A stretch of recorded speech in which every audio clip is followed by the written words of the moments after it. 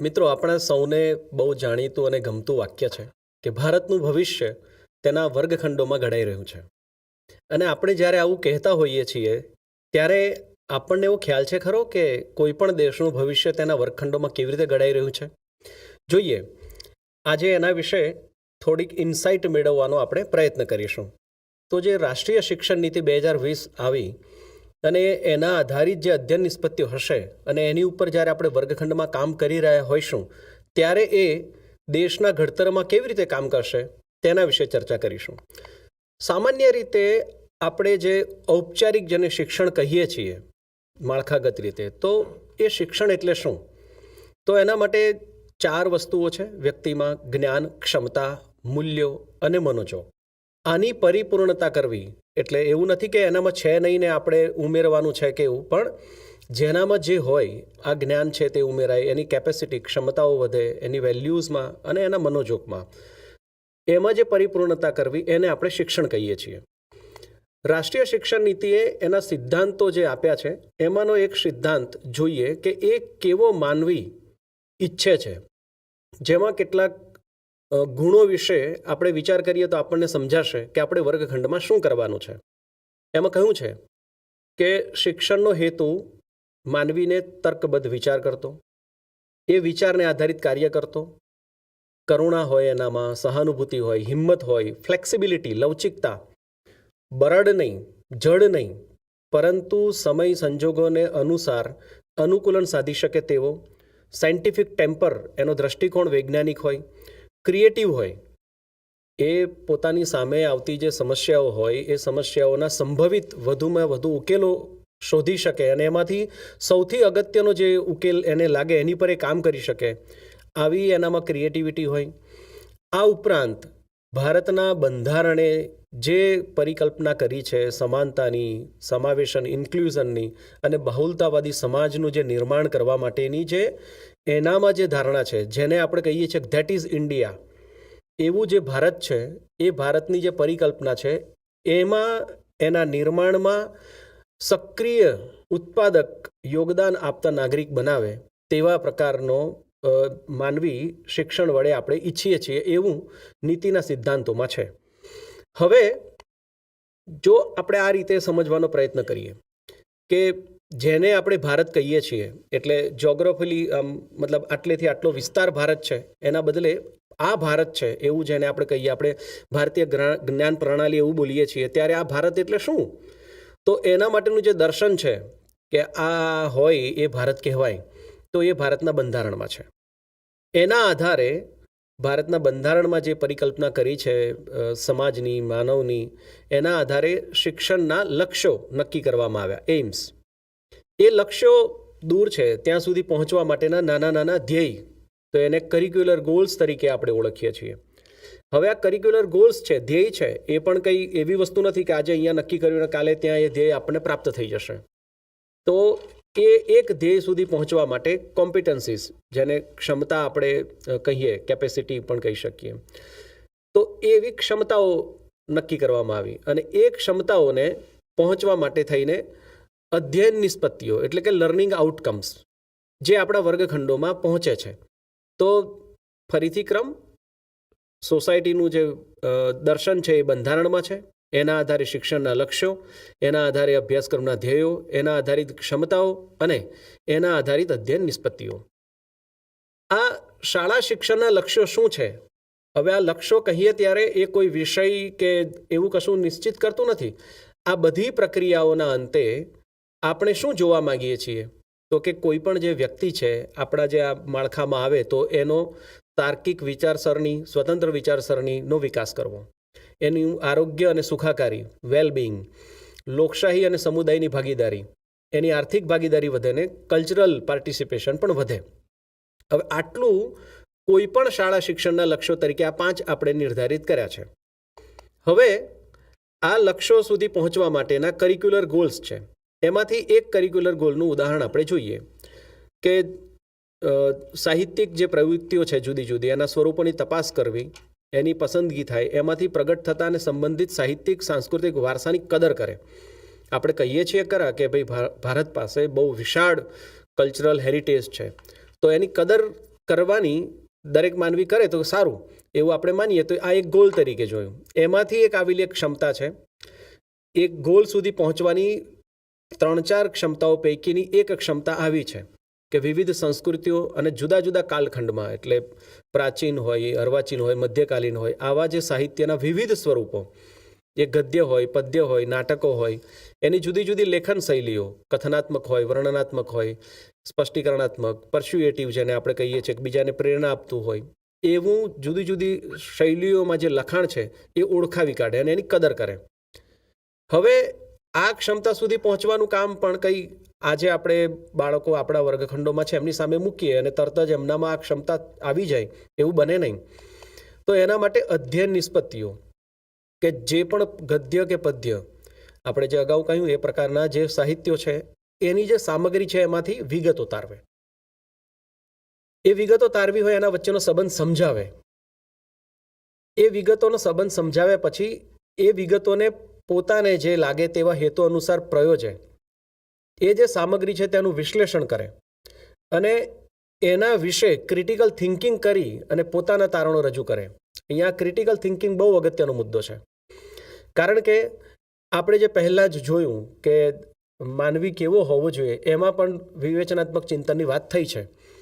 હવે જરા ધ્યાનથી જોઈએ કે જો આપણે કોઈ કવિતા કે વાર્તામાંથી આપણે કેટલાક પ્રશ્નો એને પૂછીએ છીએ ત્યારે આપણને એવું લાગે છે કે હું આ કવિતા અથવા વાર્તા ભણાવું છું, પણ એમ નથી. આપણે આજે જે આ આખા મુદ્દામાં સમજવાનું છે એ સમજવાનું એ છે કે અહીંયા મારું લક્ષ્ય અથવા તો મારો ધ્યેય અથવા મારી અધ્યયન નિષ્પત્તિ આ વાર્તા કે કવિતા માત્ર ભણાવવાની નથી. હા, એ બહુ એની સાથે જોડાયેલું એક ટૂલ છે, પણ એના આધારે એ પોતે જાતે સામગ્રીમાંથી વિગતો શોધે, એનું વિશ્લેષણ કરે, ક્રિએટિવ અને ક્રિટિકલ થિંકિંગ કરે, તારણો રજૂ કરે. આની પ્રેક્ટિસ કરાવવાની છે. તો મુખ્ય નિષ્પત્તિ આ છે. તો હવે આપણે વર્ગખંડમાં શું કરવું પડે? જો આપણે કોઈ પ્રશ્નનો જવાબ એને આપણે કહીએ કે આ મેં બોર્ડ પર પ્રશ્ન લખ્યો છે અને એનો જવાબ છે અને તમે લખી લો અને પછી તમે તૈયાર કરી દેજો, તો બની શકે કે એ કવિતા કે વાર્તા પરના જે પ્રશ્નો જવાબ છે અથવા તેના જોડકા છે, ખાલી જગ્યા છે, આવી જે જુદી જુદી ટાસ્ક છે એ એને આવડી ગઈ. પણ શું આપણે નિશ્ચિત કરેલી જે અધ્યયન નિષ્પત્તિઓ છે એ સિદ્ધ થઈ? એને જાતે પોતે વિશ્લેષણ કરતા આવડશે? એને સામગ્રીમાંથી વિગત શોધતા આવડે છે? આવું આપણા ધ્યાનમાં રહે તો જ આપણે આ નિષ્પત્તિઓ અને એ નિષ્પત્તિઓ જે ક્ષમતા માટે બને છે તે ક્ષમતાઓ, આ બધી ક્ષમતાઓ જે કરિક્યુલર ગોલ માટે છે તે કરિક્યુલર ગોલ એચીવ કરી શકીશું. અને આવા કરિક્યુલર ગોલ્સ બધા ભેગા મળશે તો આપણે આ શાળા શિક્ષણના આ લક્ષ્યો પ્રાપ્ત કરી શકીશું. અને આ શાળા શિક્ષણના લક્ષ્યો જો આપણે પ્રાપ્ત કરી શકીશું તો આપણે ભારતના બંધારણમાં જેવા ભારતની પરિકલ્પના કરી છે તેવા વ્યક્તિઓ આપણે સમાજમાં જોઈ શકીશું. એટલે કે આ લક્ષ્યોમાં, આ કરિક્યુલર ગોલમાં, આ ક્ષમતામાં અને આ અધ્યયન નિષ્પત્તિઓમાં સૌથી વધુ જો કશાકની જરૂર છે તો એ આપણી અવેરનેસ, જાગૃતતાની. વર્ગખંડમાં શિક્ષક તરીકે આપણે સૌ એ બાબતે સતત જાગૃત હોવા જોઈએ કે મારું કામ આ કવિતા, વાર્તા, પુસ્તક આમ ભણાવવાનું નથી. આ સામગ્રી વડે મારે તો ભારતની રચના કરવાની છે.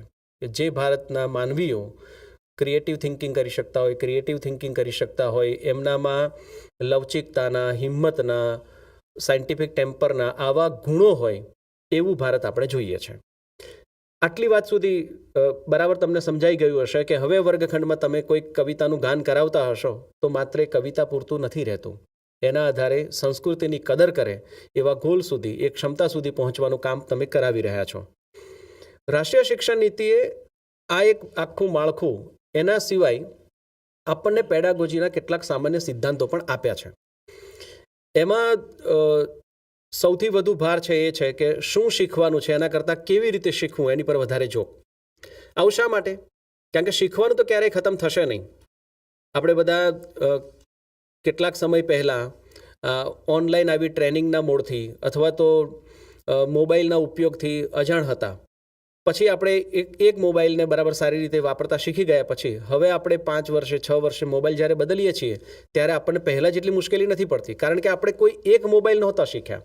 આપણે શીખ્યા હતા કે કોઈ નવી ટેકનોલોજી આવે ત્યારે આપણે કેવી રીતે એ શીખી શકીએ. એટલે લર્નિંગ ટુ લર્ન એની ઉપર રાષ્ટ્રીય શિક્ષણ નીતિ બહુ ભાર મૂકે છે. બહુ વિષયકતા, આપણો જે સમાજ છે, આપણી જે દુનિયા છે, એમાં કમ્પાર્ટમેન્ટ નથી, વાડા નથી કે અત્યારે આ અમે સાંભળી રહ્યા છીએ તે વિજ્ઞાનનો આવિષ્કાર છે અને એના કારણે આપણે આ સાંભળી રહ્યા છે. મને જે સમજાય છે, સંભળાય છે અને પછી સમજાય છે એ ગુજરાતી છે. હું આના આધારે મારી નોટબુકમાં કંઈક નોંધી રહ્યો છું અથવા નોંધી રહ્યો છું તો એ ભાષા છે. આવા વિષયોના વાડાઓ જીવનમાં નથી હોતા અને આ જીવનમાં નથી હોતા એના માટે થઈને NCF 2005 આવ્યું હતું ત્યારે એવું કહ્યું હતું કે વિષયો વચ્ચેની વાડાબંધી નીચી કરવી. અને હવે રાષ્ટ્રીય શિક્ષણ નીતિ 2020 કહે છે કે નો સાયલોસ, એટલે કે કોઈ પણ પ્રકારનો ભેદ હોવો ન જોઈએ. ભેદ ન હોવો જોઈએ એનો અર્થ શું થાય કે ગુજરાતીના શિક્ષકે પણ જો ગણવાનું કંઈક કામ આવે તો એ કરવાનું હોય, એની જોડે જ વણી લેવાનું હોય. ગણિતના શિક્ષક પરિમિતિ શબ્દની જો છૂટું પાડીને કે પરી એટલે ચારેય બાજુને, મિતિ એટલે માપ, તો આમ આપણને લાગે કે આ તો ભાષાનું કામ છે. પણ યાદ રાખીએ કે આપણે જે પણ શીખીએ છીએ, જે પણ સમજીએ છીએ, આ બધી જ વસ્તુ ભાષા વડે છે. એટલે આ બહુ વિષયક સમાજ માટે માણસોને તૈયાર કરવાના હોય તો આવી ભેદરેખાઓને સમાપ્ત કરવાની છે. ભારત મલ્ટીલિંગ્વલ, બહુભાષી દેશ છે અને એમાં કોઈક ભાષા વધારે સારી, કોઈક એનાથી ઉતરતી, આવા કોઈ વાડા નહીં. રાષ્ટ્રીય શિક્ષણ નીતિ તો એટલે સુધી કહે છે કે કોઈને પણ બોલી કહેવાની જરૂર નથી, બધી જ ભાષાઓ છે. એટલે ઘરમાં બોલાતી હોય એ પણ ભાષા છે, એના ફળિયામાં, એના સમાજમાં બોલાતી હોય એ પણ ભાષા છે. અને આવી બધી ભાષાઓ પ્રત્યે એને કદર થાય, આ બધી ભાષાઓને એ બરાબર માનથી જુએ, એના માટે બહુભાષિતાનું ઘણું મહત્વ છે. તો એની વાત પણ રાષ્ટ્રીય શિક્ષણ નીતિએ કહ્યું છે. અને આવું આપણને કહે ત્યારે શું સમજવાનું છે કે આપણા વર્ગખંડમાં આવી જ ભાષામાં તમારે જવાબો બોલવા પડશે અથવા આવી જ ભાષામાં તમારે અભિવ્યક્ત થવાનું થશે. એવું કરવાને બદલે એની અભિવ્યક્તિને એની ભાષામાં સ્વીકારવાની કેપેસિટી આપણે બનાવવી પડશે. હા, આપણે જેમ એણે આ જે પ્રકારની ભાષા સર્વમાન્ય બધા લોકો કરે છે એ ભાષામાં આપણે ઇનપુટ આપતા જઈશું, પછી એ પણ આ ભાષામાં ઢળશે. પરંતુ એની ભાષાને ગણકારવી નહીં એવું આપણે ન કરી શકીએ. ચોથો મુદ્દો કોન્સેપ્ટ માટેનો, ક્રિટિકલ થિંકિંગ માટેનો અને ક્રિએટિવ થિંકિંગ. આના ઉપર વધારે ભાર છે. હું આવું કહું, આના પર વધારે ભાર છે એટલે ક્રિટિકલ થિંકિંગ ક્યારે આવે, વિવેચનાત્મક ચિંતન ક્યારે આવે કે જો તમે વર્ગખંડમાં કહો કે પાન નંબર 45 ખોલો, તેની ઉપરની ચોથી પ્રવૃત્તિ છે જેની અંદર તમારે ખરા ખોટા કરવાના છે, આ ખરા ખોટા કરી દો અને પછી મને બતાવો, તો ક્રિએટિવ થિંકિંગ કે ક્રિટિકલ થિંકિંગ ન થાય. એના માટે તમારે એમને જ કહેવું પડે કે આમાં શું કરવાનું છે, જરા તમે ચર્ચા કરીને મને કહો તો. એમણે ચર્ચા કર્યા પછી જે આપણને જવાબો મળે એ જવાબો સાચા અને ખોટા એવા લેબલ આપવાને બદલે આપણે કહેવું પડે કે એમ, તમને આવું કેમ લાગ્યું? આવું એમનો જે જવાબ છે એ આપણને લાગે કે ના, આના બદલે આવો જવાબ હોવો જોઈએ, તો આપણે એમને પૂછીએ કે અચ્છા તને આવું લાગે છે, કેમ એવું લાગે છે? એક બહુ જૂનો જોક છે અને આપણે બધા જાણીએ પણ છીએ કે આકાશ દોરવાનું કહે તો બધા બ્લુ રંગનું જ દોરે. કોઈક છોકરાએ કાળા રંગનું દોર્યું હોય તો એ ખોટું નથી. આપણે પૂછવું પડે કે કેમ, ઓહો તે આ કાળું આકાશ દોર્યું છે, અચ્છા ક્યાં જોયું તું તે? તો એની પાસેથી જે જવાબ મળે છે. તો આવી રીતે એમની આ સર્જનશીલતા, ક્રિએટિવ થિંકિંગ અને ક્રિટિકલ થિંકિંગને આપણે વર્ગખંડોમાં ઉજાગર કરી શકીએ. જો આપણે માત્ર હુકમો કરીએ અને આપણે જ બધું કહ્યા કરીએ તો એ પોતે શું સારું છે, શું નરસું છે એવું તારવવાનું એ છોડી દેશે અને દરેક વખતે મોટો થઈને પણ એ બીજા પર આધારિત રહેશે, નિર્ણયો લઈ શકશે નહીં. આના વિશે તમારા મોડ્યુલમાં એક QR કોડ છે અને એની પર આ ચારેય મુદ્દાઓ પર વધારે વિગતે વાત કરેલી છે. તો એ પણ તમે GCRTને આપણી YouTube ચેનલ પર પણ આનો વિડીયો અલગથી એક કર્યો છે અને એની પર પણ છે. માહિતી આધારિત પરીક્ષાઓ, એટલે જેમાં યાદશક્તિનું જ મૂલ્યાંકન થતું હોય એના બદલે સમજ, ઉપયોજન અને થિંકિંગ એના આધારિત પરીક્ષાઓ. આપણે એના કેટલાય નમૂનાઓ અત્યારે જોઈ રહ્યા છીએ. નેશનલ એચિવમેન્ટ સર્વે આવે અથવા તો આપણા પિરિયોડિકલ ટેસ્ટ આવે છે અથવા તો સત્રાંત પરીક્ષાઓ છે, એમાં આવું શરૂ થયું છે. ઇવન ધોરણ 10માં અને 12માના જે પેપર્સ આવે છે ભાષાના, એની અંદર પણ તમે આવા પ્રકારના પ્રશ્નો જોઈ શકશો. આવું શું કામ કરવાનું? આવું એટલા માટે કરવું પડે કે આપણે ફરીને એ વાતને યાદ રાખવી પડશે કે અત્યારે વર્ગખંડમાં થઈ રહ્યું છે એ કોઈ ચોક્કસ પ્રકારની કૃતિ ચોક્કસ પ્રકારની માહિતી એને યાદ રાખવા માટે નથી થઈ રહ્યું. એ થઈ રહ્યું છે કે એ વિદ્યાર્થી આ માહિતી ઉપર પ્રક્રિયાઓ કરે, વાંચે, વિચારે, વિગતો છૂટી પાડે, વિશ્લેષણ કરે. આવું કરતાં કરતાં એ એના જીવનમાં પણ આવું કરતો થાય અને એના આધારે જે ક્ષમતાઓ, કરિક્યુલર ગોલ અને એના આધારે શિક્ષણના જે લક્ષ્યો છે ત્યાં સુધી પહોંચવાનું છે. એટલે જો આપણું ધ્યાન ઝુમો ભીસ્તીના પાડાનું નામ શું હતું એની પર જતું રહેશે તો ઝુમા અને વેણુ વચ્ચેના જે સંબંધો છે તે પોતાના આસપાસના જીવનમાં કયા વ્યક્તિ અને પ્રાણી વચ્ચેના જે સંબંધો છે એની સાથે એનું જે જોડાણ છે, જીવન સાથેનું જોડાણ છે, એ છૂટી જશે. એટલે ઘણીવાર એવું બને કે તમે કોઈક વિષયનો એકમ હોય અને એમાં ચર્ચા કરો કે એક આવા મહાન વ્યક્તિ વિશેની વાત કરતા હોય અને કોઈકને વિચાર આવે કે આપણા ગામના મગનદાદા પણ આવું કરે છે. કારણ કે અને તમે તરત જ કહેશો કે મગનદાદાની વાત છોડ દે, અત્યારે આમાં મોહન કાકાની વાત છે. તો મોહન કાકા પાઠમાં છે પણ મગનદાદા પેલાના જીવનમાં છે. આપણે શું કામ ભાર મૂકીએ છીએ તો કે પરીક્ષામાં એના ગામના મગનદાદા વિશે નથી આવતું અને મોહનદાદા વિશે પ્રશ્નો આવે છે એટલે આપણો ફોકસ એની પર થયા કરે અને એ બાળકના જીવનનો આપણે વર્ગખંડમાં નકાર કરીએ છીએ. અને જો ધ્યાનથી જોશો તો તમને સમજાશે કે જો જે વ્યક્તિના જીવનનો આપણા વર્ગખંડોમાં નકાર કરીએ છીએ તો એ આપણા વર્ગખંડમાં થતા શિક્ષણનો એના જીવનમાં નકાર કરશે. અને જીવન અને શિક્ષણ આ બે સાવ જુદી. એ કહી દેશે કે તમને મારું જીવન નથી અનુકૂળ આવતું તો મને તમારું શિક્ષણ નથી અનુકૂળ આવતું. તો આપણે જે ધાર્યું છે એવું નહીં થઈ શકે. એટલે આવી પરીક્ષાઓ પર વધારે ભાર છે. આવી પરીક્ષાઓ આવશે જ. બ્લેન્ડેડ અધ્યયન પ્રવૃત્તિઓ, હવે એ આપણે બહુ પરિચિત થઈ ચૂક્યા છીએ કે હવે છોકરાઓ માત્ર આપણા વર્ગખંડમાં આપણા પુસ્તકોથી નથી શીખી રહ્યા, એને એના વિશે બીજી ઘણા બધા સ્ત્રોત વડે ખબર છે. તો એનું બ્લેન્ડિંગ કરવું, એને આપણા શિક્ષણ સાથે જોડી દેવાનું કામ આપણે કરવું પડશે. જીવન કૌશલ્યો, અહીંયા લાઈફ સ્કિલ જ્યારે કહીએ ત્યારે સૌથી અગત્યની લાઈફ સ્કિલ છે અનુકૂલન.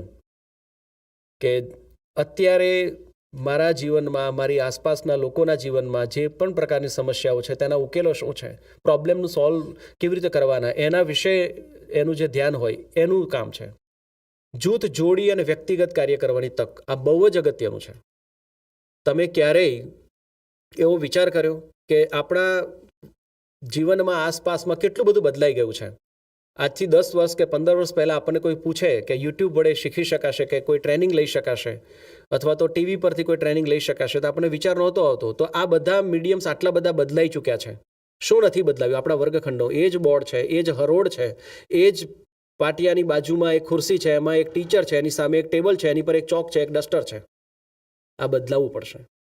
એમને સમાજ માટે જીવતા શીખવું હશે તો વર્ગખંડોમાં, નાના નાના સમાજમાં એ પોતે ચર્ચાઓ કરે, બીજા સાથે હળીમળીને કામ કરે અને આના આધારે એમનામાં આ સમૂહના, સામાજિકતાના ગુણો વિકસશે. એટલે જો આપણું ધ્યાન માત્ર ખાલી જગ્યાઓ પૂરવી કે પ્રશ્નોના જવાબમાં હશે તો જૂથ જોડી અને વ્યક્તિગત કાર્યનો આપણે ડિનાય કરીશું અને એના આધારે એની સામાજિકતા આપણા વર્ગખંડમાંથી છૂટી જશે.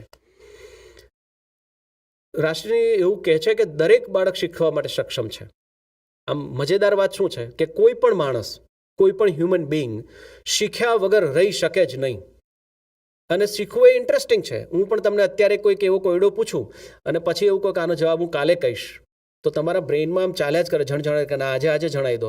જેની પાસે નંબર હોય મારો એ તો ફોન કરીને પૂછે કે પેલો જવાબ કહી દો ને, બાકીના બધાને ભલે કાલે કહેજો, આનો જવાબ આજે જોઈએ. તો શીખવા માટે આપણે આવા બેચેન હોઈએ છીએ. એનો ફાયદો આ બધા સિરિયલ્સ ને મૂવીઝવાળા ઉતારે છે ને કે બસ વધુ આવતા હપ્તે. એ કેમ? તો કે આપણું બ્રેઇન છે શીખવા માટે સતત સક્રિય હોય છે. આવી મજેદાર ઘટના આપણા વર્ગખંડોમાં આવીને બોરિંગ કેમ થઈ જાય છે, બોજીલ કેમ થઈ જાય છે? તો પહેલાં આપણે સમજવું પડશે કે શીખવા માટેની સક્ષમતા છે. મારે કેવી રીતે શીખવવું, હું શું કરું, એની પર મારે ધ્યાન આપવું પડશે. શું કરવું પડે? શીખવા નામની જે પ્રક્રિયા છે એમાં 2 વાતો જોડાયેલી છે. સમજવું એટલે કે અન્ડરસ્ટેન્ડિંગ અને કંઈક કરવું એટલે કે ડુઈંગ. આ બંને જરૂરી છે. અને આ બંને જો નહીં થતું હોય તો મુશ્કેલી પડશે. હવે અહીંયા ઘણીવાર ઘણા બધા વર્ગખંડોમાં પ્રવૃત્તિઓ થતી હોય પણ એની પર વિચાર ન થતો હોય. અને અનુભવ શબ્દ પોતે એવું કહે છે, અનુ વત્તા ભવ. ભવ જે થઈ ગયું છે એની પર અનુકાર્ય, રિફ્લેક્શન કરવું એટલે શીખવું. આમ આપણને કશું થાય, ઘટના બને મને અનુભવ થયો એમ ન કહી શકાય. એ ઘટના બની એના પર આપણે જો વિચાર કરીએ, રિફ્લેક્શન કરીએ, આ કેવી રીતે બન્યું, આમાંથી હું શું શીખ્યો, મારે ફરી આવું થાય તો શું કરવાનું, આવો વિચાર ન થાય તો એ સમજવાનું ન થાય તો શીખવાનું ન થાય. અને સૌથી અગત્યનું, આપણા વર્ગખંડોમાં બાળકોને મહત્ત્વના ગણવામાં આવે, આ શીખવાની પ્રક્રિયાઓમાં એમને સામેલ કરવામાં આવે. આજે આપણે આમ કરીશું, તમારે આમ કરવાનું છે એવી ભાષાને બદલે આજે આપણે આમ કરી જોઈએ એવું કરવાનું જ્યારથી આપણું શરૂ થશે ત્યાર પછીથી એ વર્ગખંડો, એ જગ્યાઓ બાળકોને પોતાની લાગશે. આવું કરવાનું છે આપણે. ટૂંકમાં આપણે જો ભારતના બંધારણમાં પરિકલ્પિત સમાજ જો આપણે જોઈતો હશે તો એના આધારિત શિક્ષણના 5 લક્ષ્યો છે. એ શિક્ષણના 5 લક્ષ્યો સુધી પહોંચવું હશે તો આપણે કરિક્યુલર ગોલ્સ છે, એ ગોલ માટેની ક્ષમતાઓ છે, એ ક્ષમતા આધારિત અધ્યયન નિષ્પત્તિઓ અને એના આધારિત સામગ્રી આપણા વર્ગખંડોમાં મળે છે. એ સામગ્રી વાપરતી વખતે સામગ્રી જ આપણો ગોલ ન હોવો જોઈએ, એ ધ્યાને રાખીને કામ કરવાનું છે. કેટલાક સામાન્ય પેડાગોજીના સિદ્ધાંતો રાષ્ટ્રીય શિક્ષણ નીતિ આપણને સૂચવ્યા છે. આ બધું ધ્યાને રાખી અને આપણે વર્ગખંડમાં કાર્ય કરી જોવાનું છે અને પછી શું થાય એ જોવાનું છે. એક નાનકડો રમૂજી ટૂચકો છે, એનાથી આપણી આ વાતને ફરીથી બરાબર ભેગી કરી લઈએ કે મારા એક મિત્ર મિનેશે મને કહ્યું કે રાકેશ, એક પ્રોબ્લેમ છે. શું પ્રોબ્લેમ છે? કે મારા પત્ની મારી પાસે રોજ 500 રૂપિયા માગે છે. કીધું 500 રૂપિયા માગે છે? એમ તો કે એવું નહીં, છેલ્લા 10 વર્ષથી રોજ માગે છે. એટલે હું વિચારમાં પડી ગયો કે યાર, રોજ 10 વર્ષથી રોજ 500 રૂપિયા. એટલે મેં કીધું એટલા બધા પૈસાનું એ કરે છે શું? એટલે મિનેશ કહે તો હું આપું તો ખબર પડે ને. એમ આ બધું આપણે જે સમજ્યા છીએ એવું થાય છે કે કેમ એ આપણે કરી જોઈએ તો ખબર પડે ને. આવો આપણા ભારતના બહેતર ભાવિ માટે થઈને આવું કરી જોઈએ. આભાર.